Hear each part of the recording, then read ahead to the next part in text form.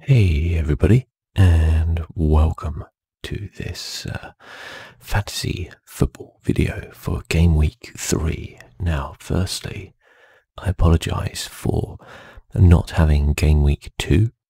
I recorded the video. Well, what I actually ended up doing was talking for an hour into the microphone and it not actually recording. So, that was really annoying. It recorded exactly 2 seconds of the hour discussion I had with myself about last week's points and matches. So that was really frustrating. And I've got to be honest, when you get to that point, you're just like, I can't sit there for another hour and talk about the same thing again. So apologies for that. I usually have a very different setup to record with, where stuff like that doesn't happen, or I'm alerted much quicker if it does. But due to circumstances, I don't have that option at the minute. But yeah, I wanted to talk about, obviously, game week 3. Premier League is super interesting.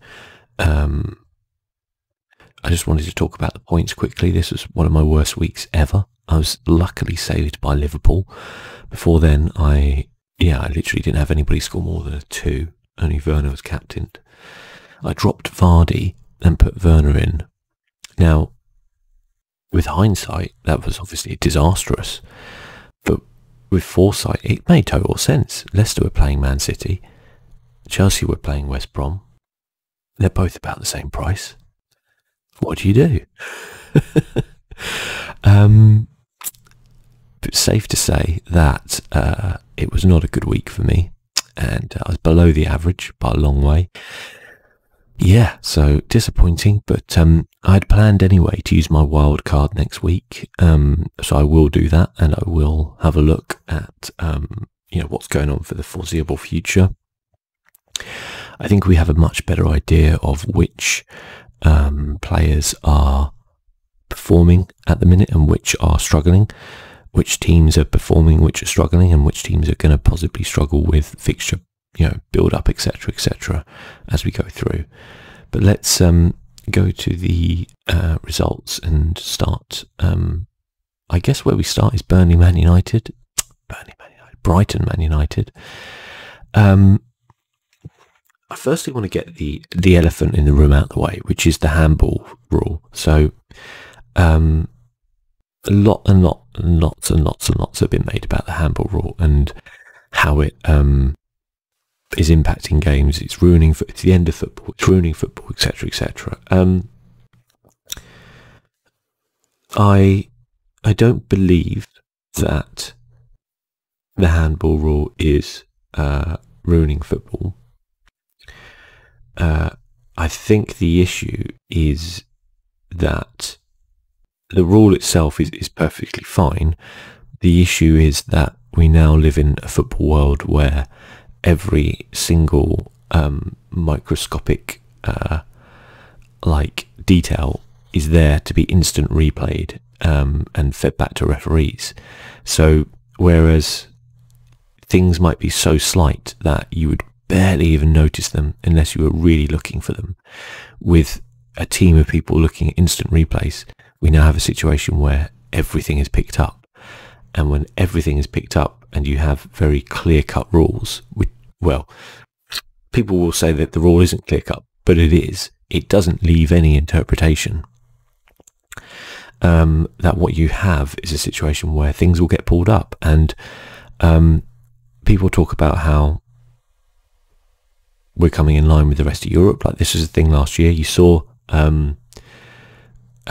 last year in Serie A, for example, both Ciro Immobile and Cristiano Ronaldo scored double-figure penalties in the year because of the handball rule. And people are saying this year, we're on course for 88 penalties due to handball compared to previous seasons barely getting into double figures. I mean, the thing I will say is that to all the people vehemently moaning, if you're the same people who vehemently moaned week in, week out about referees and saying we needed VAR, then this is exactly what you asked for. People seem to be bemoaning the fact that it's not fair, but actually it is exactly fair because it doesn't miss anything. And people are trying to go, oh yeah, but think, what was it? Eric Dyer wasn't even facing the ball, etc., etc., all this kind of stuff. And it's like, it really doesn't allow refs to interpret anything. And is that what you really want? Because that's what people were moaning about for so long. They were moaning that this ref is biased against us. This ref doesn't give us anything. I hate this ref. Well, refs no longer really get to be biased, do they? They're not being affected by crowds. They're not being affected by having to make decisions straight away, from what they saw. They can go and look at monitors and make decisions. They have people in their ear telling them that, VAR is overruling them. Is this not the fair utopia world you wanted? I guess not. I guess maybe while it was imperfect, the system we had before was actually fine. Maybe. Who knows? But yeah, I don't really want to harp on about the handball rule for ages because I think it's the least interesting thing going on in football right now, to be completely honest with you. It is what it is. It's fair on everyone because as a Crystal Palace fan, I could sit here and moan for 20 minutes about how it should never have been a penalty. Joel Ward's arm was not in an unnatural position, but we got one against Man United the previous week and won that. So when you look at it from that point of view, we gained 2 points against Man United and we lost a point against Everton. So we're a point up. It's kind of how I look at it. I think it's going to even out across the season. I mean, defenders need to wise up and they need to think about their arm position more. This was all brought up at the beginning of the season. I know people will say, well, you can't do that when you're jumping or whatever and stuff like that. And I'm like, okay, then be prepared to concede penalties, basically. Work along that, work along those lines. But also, it's going to work to your favour as well. So maybe what you'll see is the teams who are more attacking will get more penalties because they have more incidents in the penalty areas, and the teams who are less attacking will get less penalties because they have less incidents in the penalty area. And therefore, maybe it will encourage teams to actually attack more, which would actually might make the game more interesting. You never know. As I said, I'm not really too fussed about it, to be completely honest with you. I don't think, I will get to Tottenham Newcastle in a bit, but I think that's the most ridiculous one. I want to talk about that, so we'll get to that soon. But anyway, never has a team really, I think, this is one of those games where if this was the other way around, and so we're talking about Brighton, Man United here, obviously, but if this was the other way around and Man United had won this 3-2, if Brighton had won this 3-2 in this manner, people would have been like, oh, that's a real smash and grab job, unbelievable, it's just one of those things that happen. But the reality is that Brighton have absolutely dominated this match. Man United did not look good. You can see 5 shots at 18 shots. Now, of those 18 shots, which weren't on target, 5 of them hit the woodwork because they're obviously not shots on target. Trossard, I think it was, hit the left post, the right post, and the crossbar. To say Man United rode their luck was an incredible understatement. But also, I think it was hilarious, like actually hilarious, that Neil Maupay scored the penalty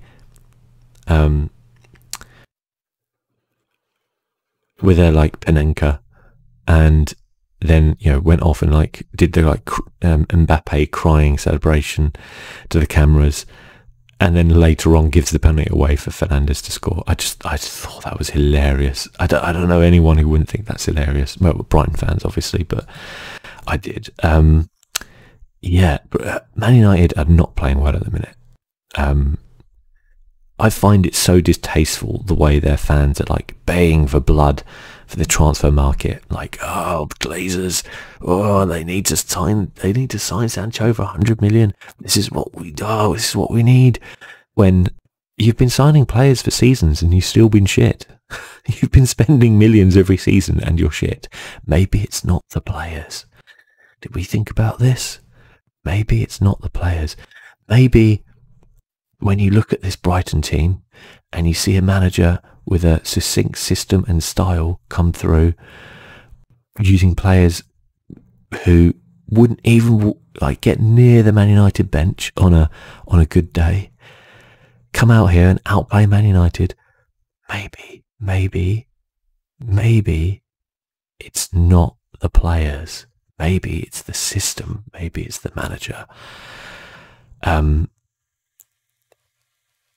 I just think it's utterly ridiculous. I really do. I'm not here to turn around and say like Ole Gunnar Solskjaer should be sacked, because he should never have been employed in the first place.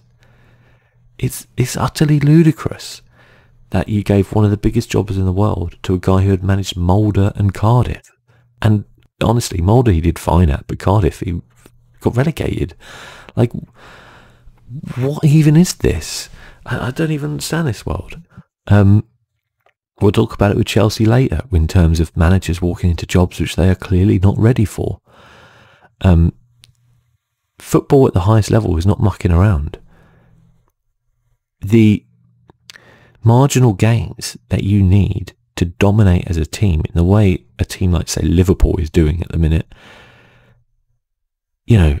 is that those 1 and 2% are so big that you will just take in a manager who has no concept of that yet, who has not, cut his teeth at any sort of level. Trophyless managers, and I say trophyless, I know Ollie is, I think he won the Mulder, like their league, but it's just utterly ridiculous. If they brought in a guy who had never played for Man United and he managed Mulder and Cardiff, and they brought him in to Man United to manage, there would be riots in the streets of, London. It wouldn't be Manchester, obviously,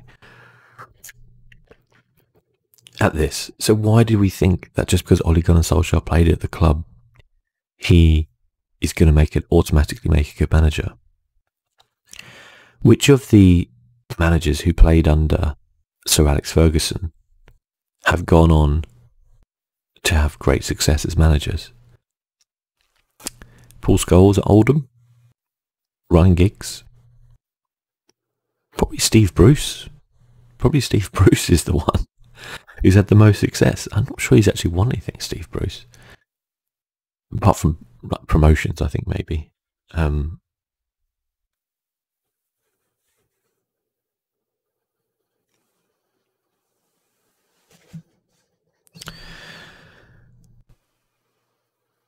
But yeah, it fascinates me. It really does.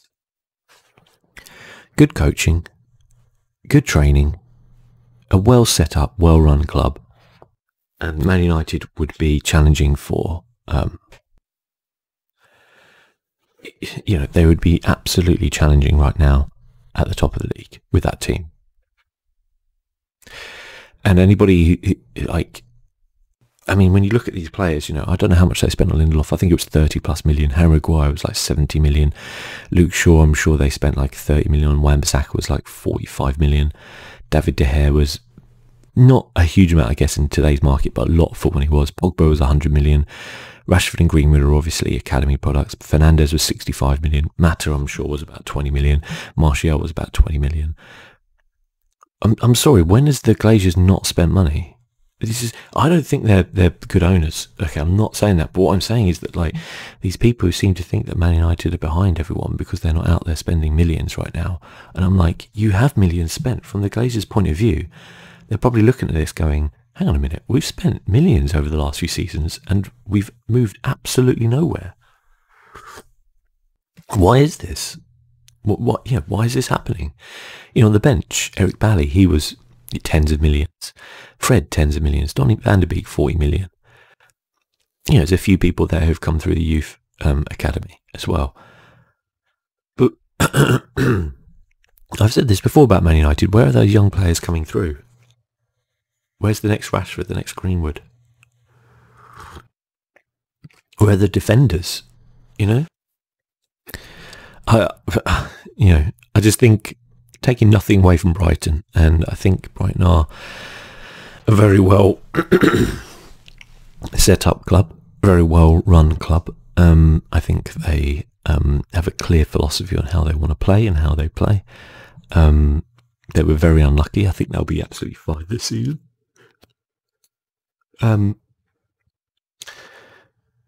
But yeah, I think it's Man United. Jadon Sancho is not the answer. I don't care what anyone is saying. Jadon Sancho is not the answer. Buying Jadon Sancho, they could buy Sancho, Upamecano, Telles, whoever the hell else you want to do, Kante. They could buy all those players. They wouldn't win the league because they're not set up in a way that there's no clear direction of how they want to play. If you can't even get the best out of like a Paul Pogba, one of the best midfielders in the world, and you're just constantly playing him out of position, not letting him do his thing. You paid 100 million for him, and you use him as like a defensive midfielder. What do you want? You know? I don't know. It dismays me. It really does. It dismays me. This constant like people talking about things like winning the transfer market and stuff like this. It's like you don't win anything if you're a team. And I'm sorry, like if this upsets Chelsea fans, but if you're a team that has to go out there and spend hundreds of millions on players at the end of the season, you're doing something wrong. It's not the way football clubs were set up to run. Football clubs were set up to bring through younger players and put them into the first team. Transfers are there should be treated as a way to bring in a player or two to freshen things up, to maybe bring in some experience if you need it, to replace players who've retired. It shouldn't just be there to be like, we're just going to change our whole squad each season. That squad didn't work out. Let's get the new squad in. Like, when did it become that? I don't understand. Like, if you look at, and we'll move on to Everton Palace now, but if you look at Everton's like lineup, like they identified the issue that they had, which was their midfield was not good enough. It wasn't working out. The players weren't doing what they wanted them to do. They went out there and they picked up some players who were doing what they want. Okay? Decore, Allen, Rodriguez. They already had Andre Gomez, who they like. And now they're getting results. They didn't go out there and just replace the entire team. They stuck with Dominic Calvert-Lewin, which seems to be pulling off. They coached him. Their defence seems to be a little bit shaky. I will say, and Pickford seems to be a little bit shaky in goal. But generally, what they're doing is they're strengthening the areas that they need most, and then they have this clear style on how they want to play football. That's the important thing, I think, that Man United don't have. Man United don't seem to be strengthening the areas that they need to strengthen, and they don't seem to have any academy products in the areas they need to strengthen, apparently, despite having one of the best academies in the world. And they have no clear system of how they want to play. And what you're left with is a shambles. Crystal Palace, certainly not one of the strongest teams in the league. On paper, you'd probably put them down near the bottom of the league. But what they have is a clear philosophy on how they play, the way they play. Every single one of those players is drilled day in, day out. It's probably not that much fun for them, to be honest with you. But that's not what it should be about. It shouldn't be fun every day for professional footballers. Okay? Should be fun sometimes, of course. Can't constantly just have, drill. But what Roy Hodgson does, he drills his players. They know exactly where they should be and what they're doing. And then they go out there and they put in a good performance. And it was a very good match, I thought, Crystal Palace against Everton. It was a close one. I'd say in the end, probably Everton deserved it. They're looking a decent side this season. And yeah, I think that what's making the difference is coaching right now, what we're seeing in the league. Let's move on to West Brom Chelsea, because I got a fair amount to say about this one, in that what made me laugh was that Frank Lampard coming out afterwards and saying that, well, the reason why we conceded these 3 goals was it was just 3 individual mistakes. So, the first one, Alonso heads it down. The second one, Thiago stands on the ball. The third one, Alonso loses his man. And I'm sitting there going, what does this remind me of? And I was like, you know what this reminds me of? It reminds me of that quite famous, like, Onion headline. For those who don't know, the Onion's like a satirical newspaper. And after one of the many school shootings in America, it turned around and said, no way to stop this happening, says only country in the world where this happens. I feel like there's a headline of like Chelsea saying, no way to stop these individual errors, says only team where these individual errors happen on a date, like a week by week basis. Maybe it's not a coincidence. Maybe.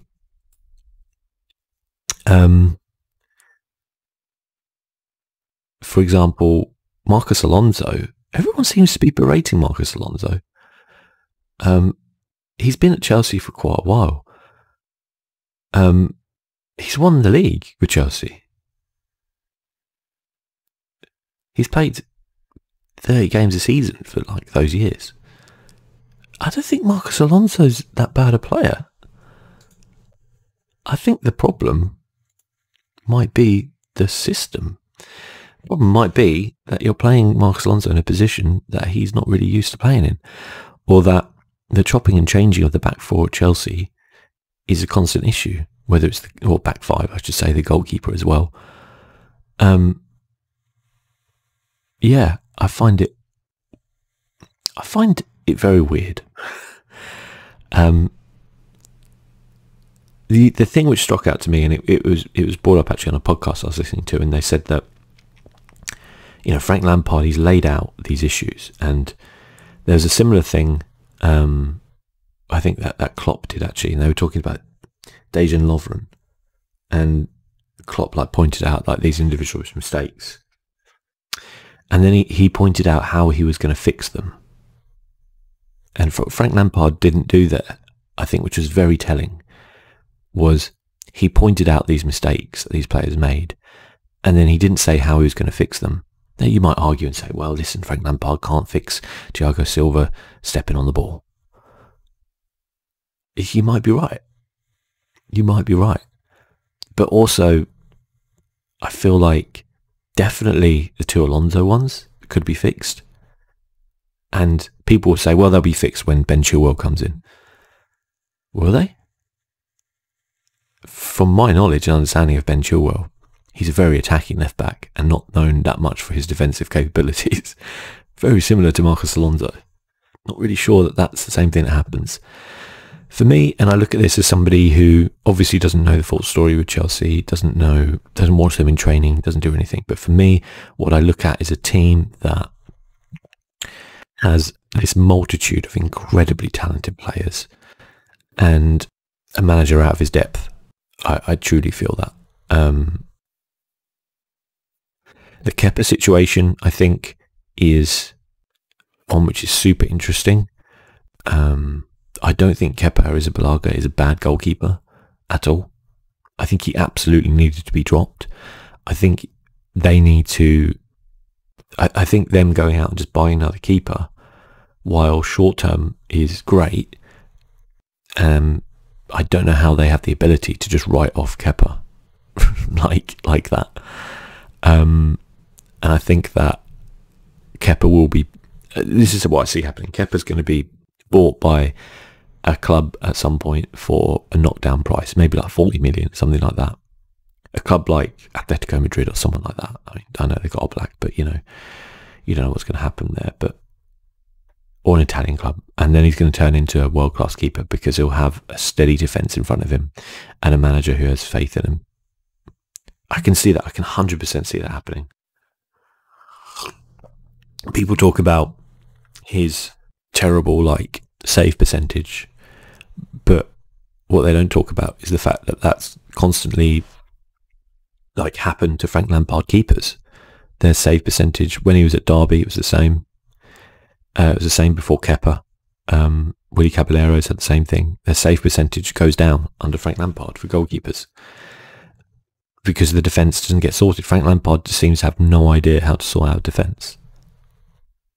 He has all these wonderfully talented players. Even the defenders, they're not bad. A lot of these defenders, Reece James would walk into most side. Andreas Christensen's not a bad player. But I mean, you look at it last week and you go, okay, why did they lose to Liverpool? Oh, individual error from Andreas Christensen, like, you know, getting sent off, or oh, it was Kepa, individual errors, like all these individual errors, like, what was this, like 5 now in 2 games? Every goal is an individual error. Why is no one waking up and going, hang on, why is this only happening to us? 5 individual errors in 2 games? That seems high. I don't know. I don't know. Seems weird. I think Chelsea got a super talented side. I think the sooner they get in a manager who has like a proper way to play, like, you know, Sarri, for all his faults, he at least had a style to play, and he bought players to fit that style, and actually got Chelsea to finals, you know, to cup finals. He actually did do that. And whatever you might say, and I don't think he was the right fit for Chelsea and what they wanted to do. But, you know, whatever you kind of want to say about him, like, I know Frank Lampard got Chelsea to the cup final as well, but I just feel like there's big issues. No team in the Premier League conceded more away goals, like this year, I think, probably, if not longer, than Chelsea. I think since like Frank Lampard's time, like that to me, there's serious issues there, serious issues, and whether he needs to bring in a defensive coach or someone like that to help him, like, it's okay to be inexperienced, but you have to ask for help. You know, you can't just be like, I can do all of this. You can show some weakness and be like, yeah, you know, we're going to go out and work on the training ground, you know, defensively. You know, these individual errors are happening because, you know, we don't have it set up right, and we're going to go and work on that and, you know, build through. I mean, we'll see. I think a lot of maybe Chelsea fans would be like, no, it'll be fine, it'll work out, it'll be fine. I think that the longer it goes on with this issue is going to be like, you can't come back from 3-0 down every game to get a draw. You know, like, full credit to West Brom for going 3-0 up. There was some really good finishing. They unfortunately have bigger problems in defence than Chelsea, I think, probably. Do not think that they're up for it. They've conceded, how many they conceded? They conceded 4 to Leeds, 3 here, and then what was their other one? 11. They've conceded 11 goals in 3 games. Must be a record, I think, for the first 3 games of the season. Well, Fulham's on 10, actually, to be fair, so it's pretty close. But yeah, they defensively are one of the worst in the league, you know. And yeah, I think that I think he's got all these players, and he's going to have so many problems when everyone's fit. I know there's going to be a lot of games for them at the end of the day. They can have the Champions League, they can have the Cups. So obviously, week in, week out, there's Premier League games. But, like, I think I said last week that, like, I do think that if Chelsea if they don't get this defence sorted out, and I don't necessarily even mean buy someone, I mean just coach the players properly, have some way of setting up properly. If you don't do that, then I think they'll struggle to get the top 4, because I think there are some teams which are really bombing on this season, like Leicester and Everton, who could really challenge. And, you know, Chelsea might have got in a keeper now that might steady things up a little bit. They might now have Thiago Silva in, but they've already dropped so many points, you know, as a whole. You know, so they obviously beat Brighton, which you would have expected them to, although, again, I still think Brighton vaguely unlucky in that one. Lost to Liverpool, which you might have thought, well, they're going to lose to Liverpool. Drew with West Brom, you would have imagined they would have won that. Yeah, they'd be on 6 points, and maybe we wouldn't be having this conversation. It would just be like, well, there's a red card and they lost to Liverpool, otherwise they're fine. You know, Crystal Palace next, that would be super interesting. how that kind of works out, I think, with that game. West Brom, though, I like the way they're going for it, but honestly, they're just not going to survive, are they? I just can't see them surviving. It's a shame. Not really got a lot to say about this game. Feels like it was pretty boring. Watched the highlights and there wasn't much going on. Danny scored, that was it. Southampton got a win. Burnley, I feel, are in trouble. I think they might have lost all their games, or did they get... No, they've lost both their games, yeah. And they got Newcastle next, which is kind of a big game. And I know Sean Dyche has been quite critical, actually, for once, of the kind of hierarchy, that they haven't really signed anyone. I think that's quite interesting. Southampton, I feel, are not really playing as well as they finished last season. Again, I don't think they've really signed anyone.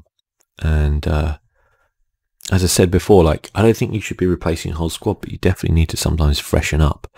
And if you sell a player like Højbjerg, you should really have someone to come in and replace him. You shouldn't just amass players constantly, like at Man United with their defender situation. They just amass defenders. One of them's going to work out, right? Well, apparently not. But Southampton, it's like, well, you genuinely lost quite an important midfielder. You should really replace him. But I feel like they haven't. And that could work against them. Sheffield United Leeds was, well, I mean, Leeds kept a clean sheet and only scored 1 goal. So, I mean, you know, what's going on here? Patrick Bamford scoring in the first 3 games of the Premier League. I don't like Patrick Bamford because he had a terrible time at Crystal Palace. And it begrudges me to say that. He does look like he might be doing okay. I don't like saying that, but he does look like he's doing all right, I guess. Stupid dick. But I worry for Sheffield United. I worry mostly about Sheffield United because they keep having to use Billy Sharp. And I've got nothing against Billy Sharp, but for me, he wasn't Premier League level last season, and he's definitely not Premier League level this season. I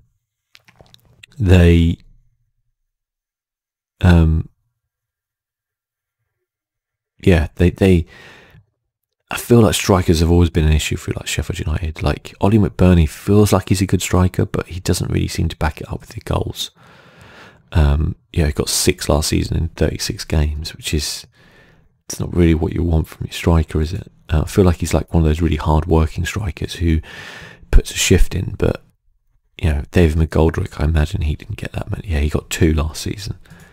So Sheffield United not really, you know, got that striker, have they? How many did Billy Sharp get last season? Billy Sharp got 3 last season. So yeah, they're not really that sort of team in a way, but I feel like for them to kind of push on, they need to be that team. And I mean, I think they haven't scored a goal 3 games, and they've lost all 3 of those games. So I worry about them a little bit. Do I think Leeds will stay up?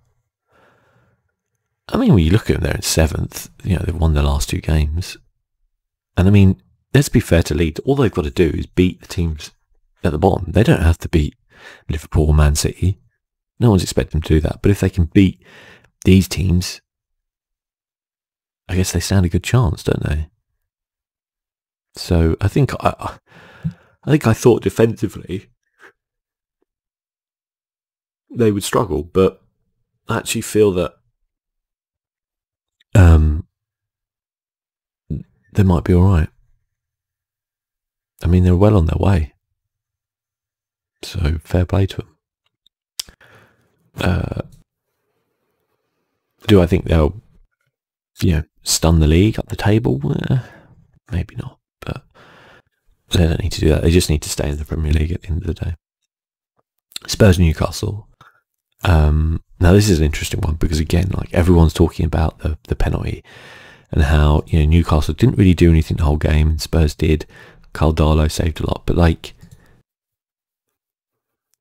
whether you think it was like a penalty or not, and I mean, it does feel harsh, but at the by the letter of the law, there you go, it's a penalty. That's what happens. if you are only trying to see a game out 1-0, you always leave yourself open to this. Spurs should have scored more. Like, I know Mourinho was doing his Mourinho stuff after the game, but at the end of the day, Spurs should have scored 2, 3, 4, 5 goals against a very poor Newcastle side. And they only have themselves to blame in that respect. So I don't have a lot of sympathy there. People argue about these moments and they're like, oh, well, that thing there, that changed the game. Whether it's this or whether it's the Mane non-red card in the Liverpool-Arsenal game, or whether it's, the penalty in the Everton-Palace game. But people forget is, barring, I guess, the Man United penalty at the end, there's another 30, 40, 80 sometimes minutes for you to do something in a game. I suppose can bemoan that 10 seconds when, Andy Carroll headed the ball onto, was it Andy Carroll? Whoever it was. Someone headed the ball onto Eric Dyer's arm, the penalty area, as he was in the air with his back turned to him. And they could say that's unfair, that changed the game, that cost us 2 points. And what cost you 2 points was your failure to score another goal at any point during the game. For Arsenal, the Mane red card, you might try to go, well, that would have changed the game. Maybe. But also you had another 85 minutes to do something in that game. The only team, I think, who can really bemoan luck this week would be Brighton, I think, because the margin of difference between hitting the woodwork and scoring a goal is so small that they could have obliterated Man United. And in the end, they ended up losing the game. And I really feel for them, actually, there, because I really think that is when you can turn around and be like, that just was not our day. It was not our day. Nothing we were doing was going to work out for us.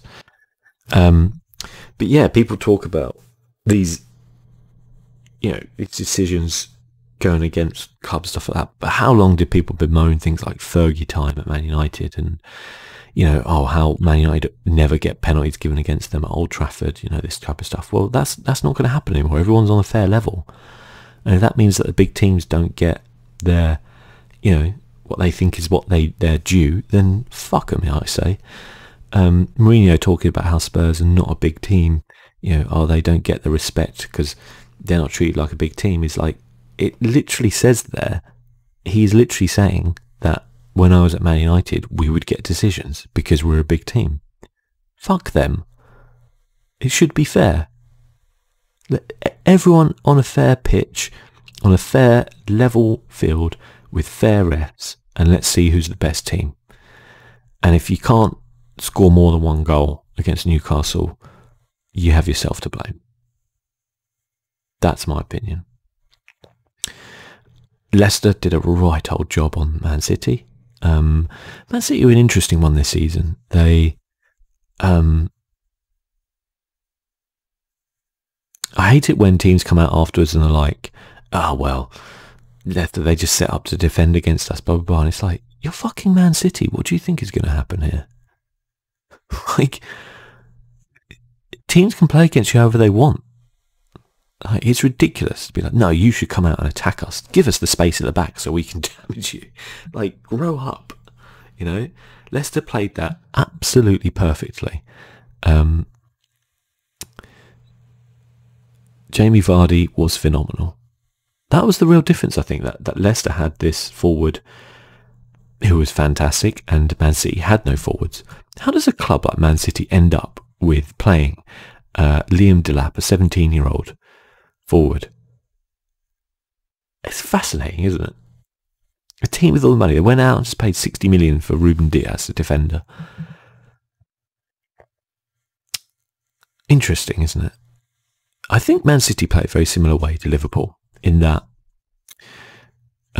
they play a very kind of risk-reward thing, which is they really push forward and try to press and get the ball back before the opponent can do any damage on a counter-attack, because they know their defence is weak. It's always going to be weak. It's weak on purpose, so they focus on attacking. And the idea is you win the ball back quickly when you lose it, and then you keep possession and you try and get the goals. And that didn't work against Leicester because I feel like they just didn't press them enough. Their work wasn't there. Leicester could just kind of just play through them and defended very resolutely. And, you know, it then had this kind of Jamie Vardy to, you know, just be an incredibly clever forward with his runs, etc. And they had some ball carriers like Harvey Barnes who, you know, can take the ball up the pitch. And the difference between Man City and Liverpool is Liverpool, when you see the Arsenal game, they press so well. So they didn't give Arsenal a second. And Arsenal really struggled to get off any counter-attacks in there. And Arsenal, I don't think, played terribly. They just got absolutely smothered by Liverpool. And I think Man City, that's the idea of what they want to do. Just for whatever reason, they didn't do it. Whether that's because, you know, the defence is pretty shaky at the minute. And so maybe he's playing, you know, Rodrigo and Fernandinho to try and cover for that. But it's making them lose, you know, in midfield, because I don't know what's happened to Bernardo Silva, but I feel like he was one of the most important players in the team for pressing and for attacking, and he doesn't seem to be anywhere near the squad. I don't think he's even injured either. I think he's fallen out a bit. I think putting players like Tommy Doyle, Cole Palmer, Liam Delap on the bench is definitely Guardiola's way of saying, hi, I'd like to buy some players. I don't think they... I find it interesting that, like, Man City kind of lay claim to this kind of threadbare squad, having spent hundreds and hundreds of millions over the last seasons. You know, maybe they can bemoan injuries, and sure, they obviously had Aguero and Jesus out with injuries. But, you know, when you look at this squad, it's actually pretty good in terms of the players they have. Like, most clubs would be pretty envious of this squad. So I don't really know. You know, I don't think they can really come out and make excuses like they have. It's just sour grapes. It's bad sportsmanship, in my opinion. They got beaten by a team who set up much better than them, played to their strengths, exploited their weaknesses, and they got beat. And fair play to Leicester and Brendan Rodgers. I know people kind of make fun of Brendan Rodgers because he does toot his own horn a lot, but fair play to him. They did, he did tactically get this one spot on. So yeah, they were excellent. West Ham Wolves, I mean, I didn't see this one coming. Who did? West Ham, just a really weird, really weird team. When they play like that, you're like, there's no way they're going to be down in the bottom three. But they don't play like this every week. I don't know what it is. And again, I pointed this out last week, but, you know, Anderson, Lanzini, Yarmolenko, Haller on the bench, and you're just like, wow. That is over 100 million in players sat on the bench. Meanwhile, you're using Mikel Antonio, who they got from, like, non-league, I think. Jared Bowen from the Championship. Souček. I don't even know how much they paid for Souček, but yeah, it'd be interesting. A lot of rumours saying that Declan Rice is going to be going to Chelsea. I don't really have anything to say on that. I don't really rate Declan Rice, I'll be completely honest with you. I think he's a very average player. I don't think he's the answer that Chelsea are looking for. I think David Moyes would do a better job at Chelsea than Frank Lampard. There you go, that's my hot take. Aston Villa. As for Wolves as well, like, they have had a shocking start to the season, but I feel like they need to just get in their stride a little bit and come out of it, and they'll be okay. Maybe they won't, you know, do the heroics of, like, knocking on that Europa League door again, but maybe that's not a bad thing. Maybe mid-table is kind of about where they should be, and then they can kind of build on that next season. Fulham, I don't see how Fulham are going to survive. They're pretty terrible. I really worry that they're going to like break Derby's record of, I think, 11 points in a season, being the lowest ever. I think Aston Villa are looking more and more like a Premier League side. Last season, they kind of looked like a side who had kind of panic buyed a load of players and then just been like, okay, we just need to survive the season. And now they look like they're actually making some smarter buys. I think Emiliano Martinez was a very, very good buy for them. Keeping Jack Grealish was obviously massively important. Ollie Watkins, I think, will be really, really big for them. Keeping hold of Mings is obviously great. McGinn, I think he got injured towards the end of last season. Traore, we'll see on. It'll take a little bit of time to kind of bed in, but I think they're looking like they're a pretty solid like side who could kind of comfortably avoid relegation this season. I think they will comfortably, because I think there's some terrible sides like Fulham and West Brom. I think Fulham and West Brom are just, I just can't see them coming back from that, and then that leaves one place for a really bad performing side at the minute, who I wouldn't even like to say who that could be, because it could literally be so many different teams. But yeah, I really worry for Fulham. I really feel for them. Liverpool against Arsenal 3-1. Watch this game. It was a good game. Liverpool looking just imperious. They looked really good. They absolutely dominated this game from start to finish, and that's, you know, Arsenal have got a long way to come. They're moving in the right direction under Arteta. They desperately need to kind of get some of these players who, you know, are not going to be playing for them off the books, or, you know, the Pepe situation. I don't know what the hell's going on, but, you know, they obviously they have some issues around kind of some players who obviously don't want to play for them at the minute, and they need to kind of move them on and then strengthen a couple of positions.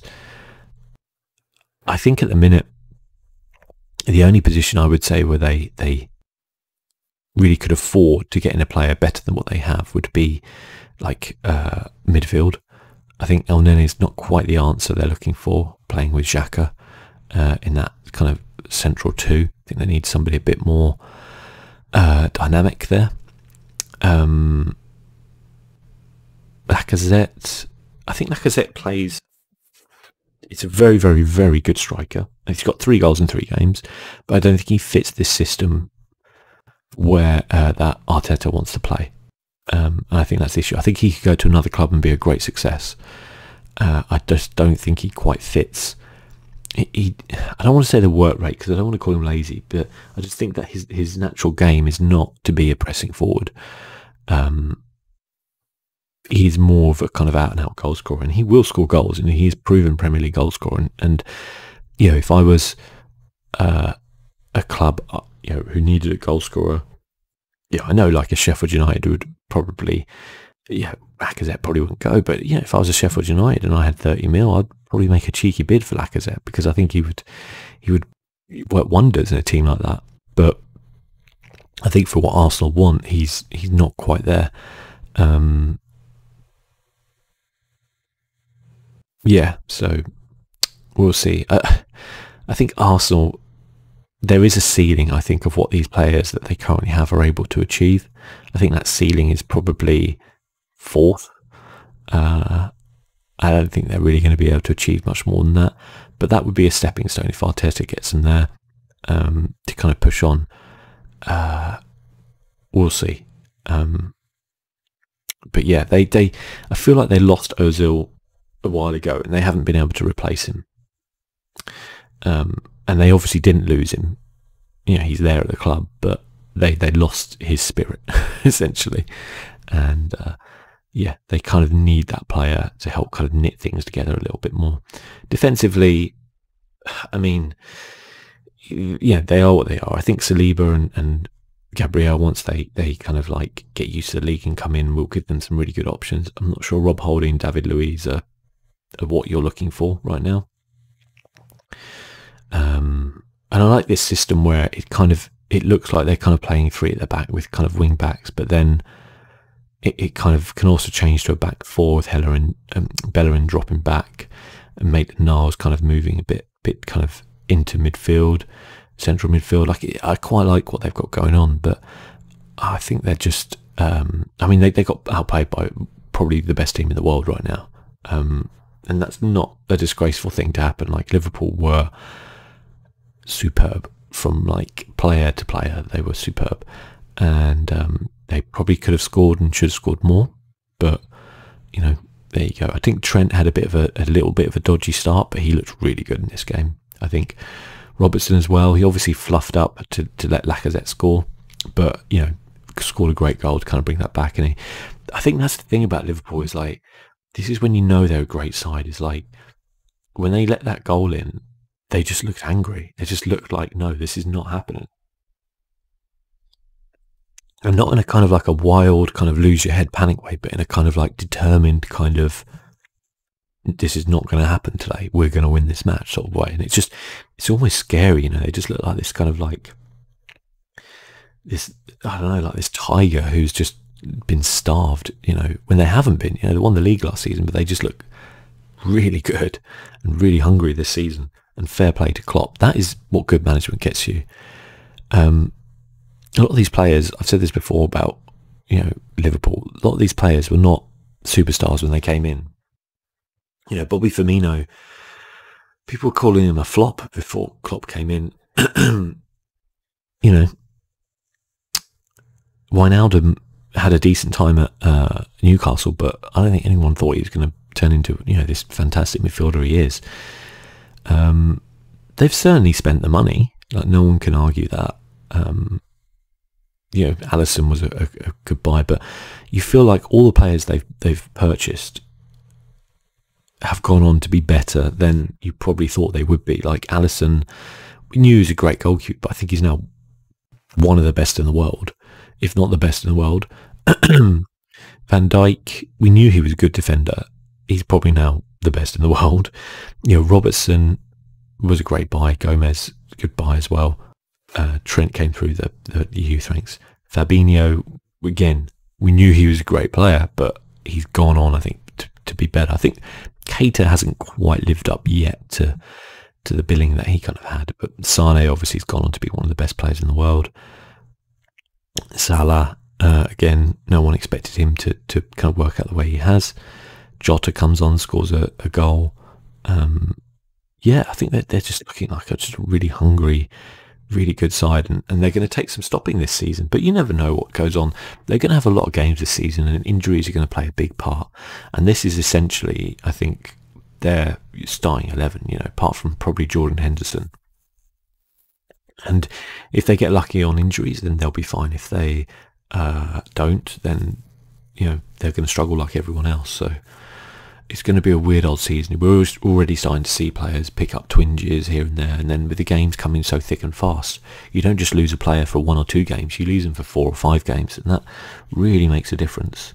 You know, big squads are going to be needed, and I don't necessarily mean like buying lots of players. I mean like Liverpool here, I can see Curtis Jones very good, Nico Williams very good. They've got some good youth players coming through, as well as some experienced players like Milner to back up. Minamino, I think, is a great backup, along with Jota, you know, from there. Origi's the kind of player you chuck on if you want a goal in the last 10 minutes sort of thing. So I think they've got a really decent squad, Liverpool. Thiago, I know, got unfortunately tested positive for COVID-19. Hopefully he's fine, but he will add another dimension to that midfield as well. You know, it's a scary team, Liverpool, right now. A very scary team. If we go to the table after 3 games, although some for 2 for some people, like Villa with their 2 wins in 2 in 4th. They've got Liverpool next, that'll be interesting. You know, Leicester's top on goal difference. Leicester, Liverpool, Everton, they're looking really good, those 3 sides. It is interesting though, they've all still averaged over a goal a game, or a goal a game, like conceded. The only team who hasn't conceded is Aston Villa in 2 games. But they've played Sheffield United and Fulham, who have both been woefully out of form. So yeah, but there's been a lot of goals in the Premier League this season, and that's not just the handball rule. That is the shorter preparation time for the season. That is the players being unfit coming into the season. That is a lot to do with managers not being able to work with squads as much. And yeah, we'll see goals. We'll continue to see goals all across. Seagulls, Brighton. Yeah, as for what's coming up next, okay, let's actually go back to the fantasy thing because that'll tell us a little bit better. Chelsea Palace, that'll be a good game, won't it? Everton Brighton, again, that'll be a good game because I think Brighton are much better than their position dictates right now. Leeds Man City, again, I'd watch that game.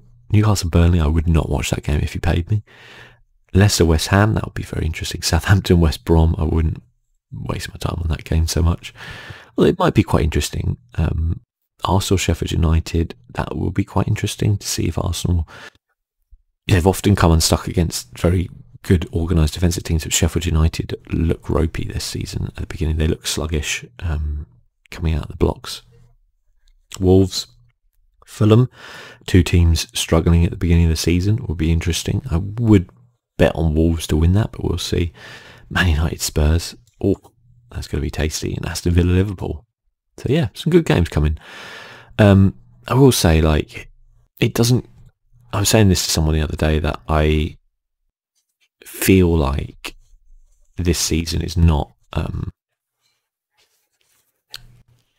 it doesn't feel right in a lot of ways, I think, without the fans. And I think when we all thought the fans would be back in October, it was one thing, but now I don't know if they'll be back this year or even for the rest of the year. It's a problem, I think, but we'll see. So I'm 9th in the league, which is below mid-table, and best week this week was previous winner Vergaard. Pretty solid. I mean, 63, when you think about it, is not really a particularly high score, is it? Not taking anything away, but like, it's not a crazy high score, but that's a pretty solid team, I think, there. So fair play. But yeah, 63 is not really your high point there. So yeah, we'll see. But anyway, guys, thanks for watching as always. My pleasure. I'll see you soon. Bye-bye.